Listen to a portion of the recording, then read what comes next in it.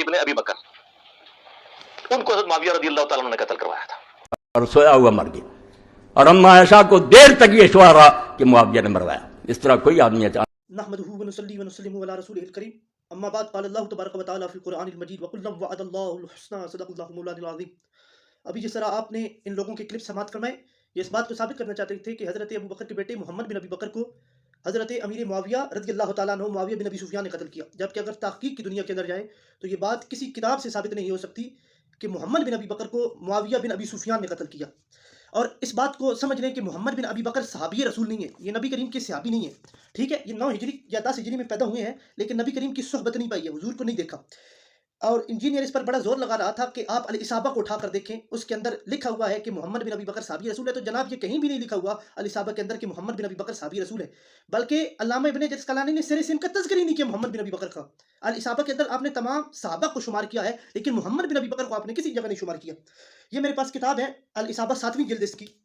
اس کے معاویہ بن حدیج کے ٹاپک کے اندر آپ نے محمد بن ابی بکر کا تذکرہ کیا، لیکن آپ نے بتایا کہ محمد بن ابی بکر کو قتل کرنے والے معاویہ بن ابی سفیان نہیں بلکہ معاویہ بن حدیج ہیں رضی اللہ تعالیٰ عنہ.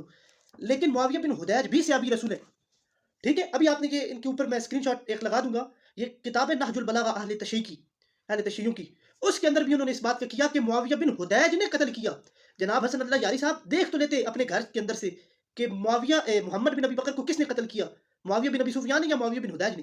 آپ اہل تشیع کی کتب کے اندر سے بھی یہ روایت نہیں لا سکتے کہ معاویہ بن ابی سفیان نے حضرت محمد بن ابی بکر کو قتل کیا.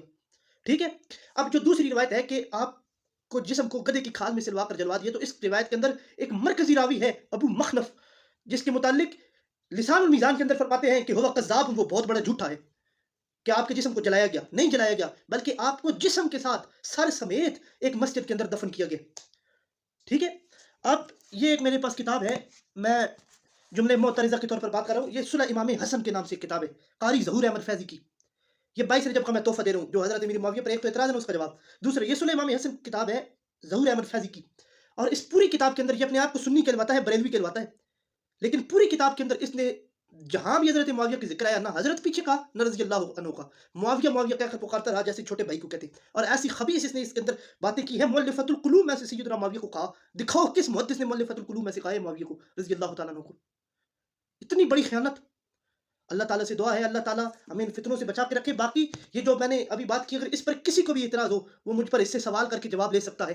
میں دعویٰ کرتا ہوں، میری ویڈیو کیونکہ اتنے ویوز نہیں پکڑتی، لیکن یہ میرا دعویٰ ہے کہ کوئی شخص یہ ثابت نہیں کر سکتا کہ معاویہ بن ابی سفیان نے محمد بن ابی بکر کو قتل کیا. باقی محمد بن ابی بکر حضرت ابو بکر کے بیٹے کو قتل کرنے کی کیا وجہ بنی، تو وہ ہم عوام کے سامنے نہیں رکھنا چاہتے کہ اس کے پیچھے کیا حقائق تھے. لیکن اگر کسی کو بہت زیادہ شوق ہوا تو اس کے ساتھ ڈیبیٹ کر کے ہم بتا سکتے ہیں کہ محمد بن ابی بکر کو کیوں قتل کیا گیا. اب یہ نہیں ہوگا کہ یہاں معاویہ بن حدیج رضی اللہ عنہ پر اپنے منہ کھولیں گے، نہیں یہ صحابی رسول ہیں، لیکن محمد بن ابی بکر صحابی رسول نہیں. ہم ان کو بھی برا نہیں کہیں گے، وہ سیدنا صدیق اکبر کے بیٹے تابعین میں سے، ان کو بھی ہم برا نہیں کہیں گے. اللہ تعالیٰ سے دعا ہے اللہ تعالیٰ ہمیں ان باتوں کو سمجھنے کی توفیق عطا فرمائے.